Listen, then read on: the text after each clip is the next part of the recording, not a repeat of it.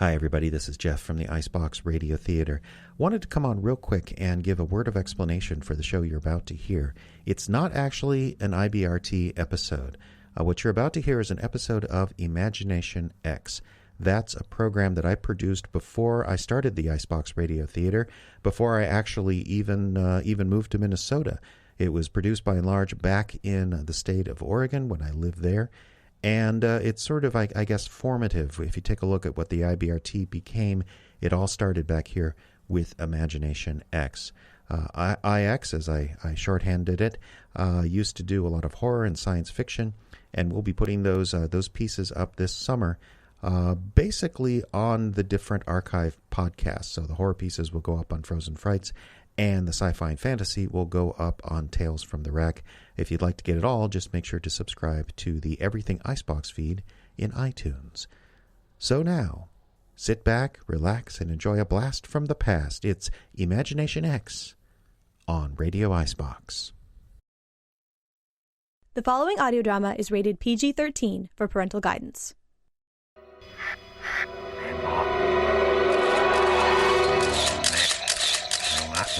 Black and white.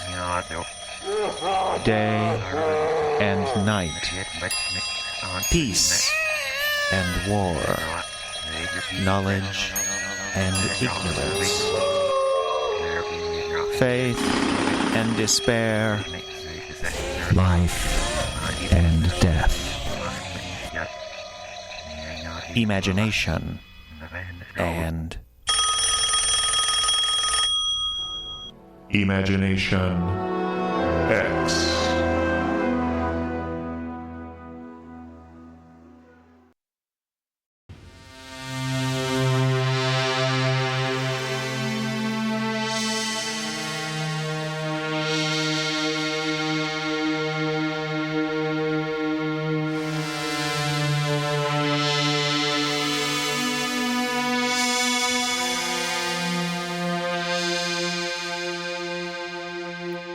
I'm in the forest. It's beautiful. The falling leaves are all around me, a dozen shades of gold and red. I can hear them like snowflakes, like tiny pieces of life falling away as the trees shed them one by one. Yes. What are you doing in the forest, Jane? I'm walking down a road. A little stone wall is running alongside it. I always think, who would have built a wall like that? It's not big enough to keep anyone out or anyone in. It's just ornamental. I could step right over it if I wanted to. What's at the end of the road, Jane? The house. What house? The white house with the picket fence. And you're moving toward the house. I'm moving toward the house. You help me to see that, Doctor. I was always moving toward the house. What do you think that house means? Oh, it's hard to say. Continue now. What happens next? I come to the end of the lane. The house is there. There's a little picket fence in front and a stone walk leading up to the front porch. There's a gate in the fence right on the stone walk, and I go there. And I stand for a while just looking at the house. Why don't you go in? I don't know. I just stand there looking at it. Then what happens? The man comes to the window. Describe this man to me. He's very old. I can just see his head and his hand that he's using to hold back the curtains. His hand is like a claw, wrinkled, and the nails all yellow. You told me once you thought the man was frightened. Yes. Is he? I thought that once. Now I'm not so sure. All right. Then what happens? I decide I have to go up to the house. So I reach for the gate, and I open it, and then I wake up. Our time is nearly up for this week, Jane. Let me get the lights. Now, you say you've had this dream every night? Not every night. Some nights I don't sleep. The medication doesn't help? Oh, it helps. I just can't do anything the next day. I'm usually out from under it just in time to take another dose and go back to sleep. I'm sorry. Here. This is about you, remember? You'll have that breakthrough, just in your own good time. In the meantime, I'm going to go back a few generations and recommend a radical therapy. What's that? A vacation. Sometimes it's a change of scenery you need. I don't know. I've got a lot of work. You told me you didn't have any pressing deadlines until the new year. That's true, but I like to get ahead of things if I can. A weekend, then. That's all I'll prescribe. There's a place my wife and I like to go to up in the islands. A lovely drive, short ferry ride, and a nice bed and breakfast with rooms overlooking the harbor. I think it would be nice for you to have people around, some activity, but at the same time, solitude. All right. Here you are. Here's directions and the address. I'll call ahead and make the reservations for you. Thank you, Doctor. That's all right. You just get some rest. This might be what leads to your breakthrough.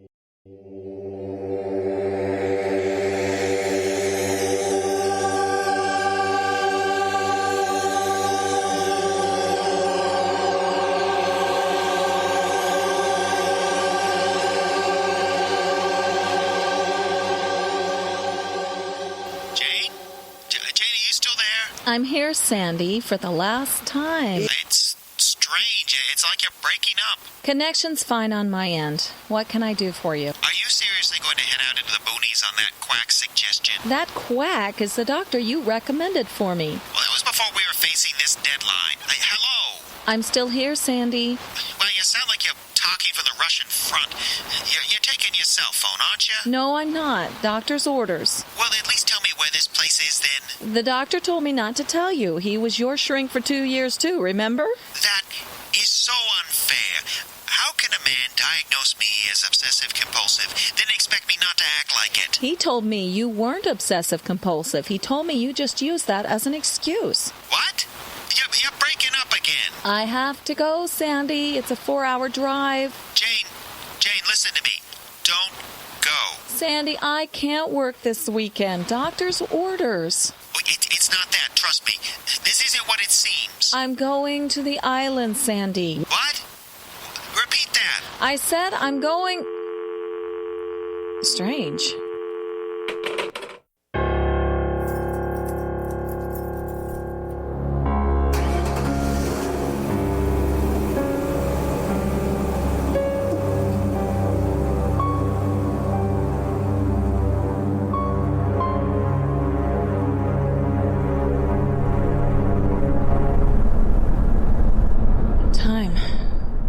Past 2. 2:15, that's the time. Time for what? Time for a story, I suppose. That's what you do, isn't it, Jane? Tell stories. Oh, they're children's books, I know, but this is a different sort of story. Maybe about madness? Is this what it feels like to go crazy? It's in a wood like this that my dream happens. Not this road, though. Very different. This is a 2-lane blacktop, high speed limit. The dream is on a country lane. It would be peaceful if it weren't. What does lay at the other end? A house. A frightened man. And he is frightened. You're lying to your shrink about that, but what's inside the house? You've never seen it before, so it must not exist. It must represent something. Or someone. Gosh, that truck. Look at that truck. He's out of control. He's out of control!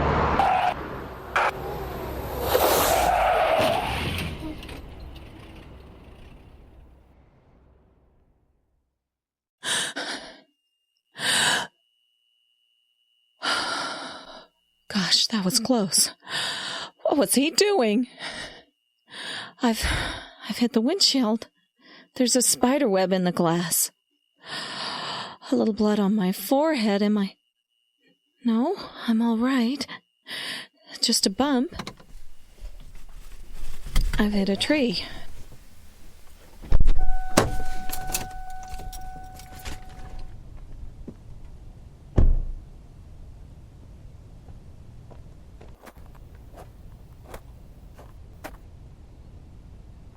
Car's done for, that's obvious. I can't believe the truck didn't stop. Didn't stop at all. No cell phone. No choice. Walk.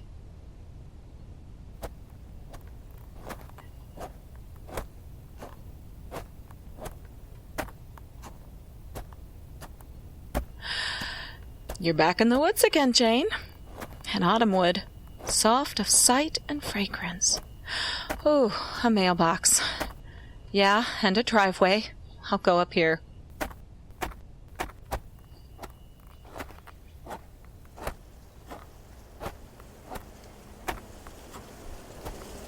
Soft of sight. Leaves falling all around. I didn't know they really fell like that. Like snowflakes. Snowflakes on the path on the little stone wall. The stone wall. It can't be. It can't be. But it is. This is the road. This is the forest, the trees, the sounds, everything.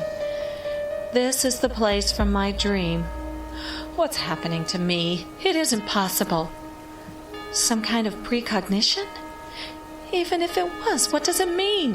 What did it mean having all those dreams, night after night after night, until I couldn't sleep, until I couldn't even close my eyes? What is this place? I've never been here before, have I? I've never seen this place except in a dream. A dream. It's all a dream, isn't it? Isn't it? Up there, at the end of the lane. Yes. It's the house. The fence. Yes, just as I saw it. The house was white. Yes. The gate, the little plum tree in the front yard, and the window upstairs. The window.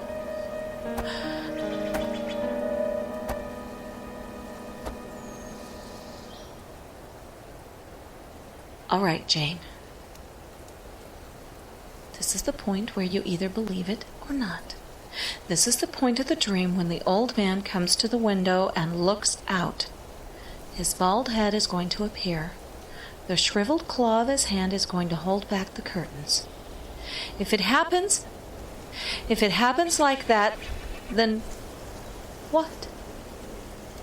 What if he doesn't come? That's not possible, is it?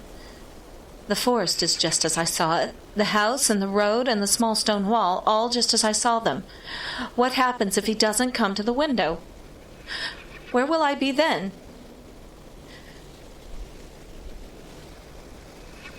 He's not coming. He doesn't even exist, probably. There probably never was a man like that in this house. There's probably an old woman. 2 old women. A young couple with kids and a dog. The place is shuttered up, waiting for the owners to...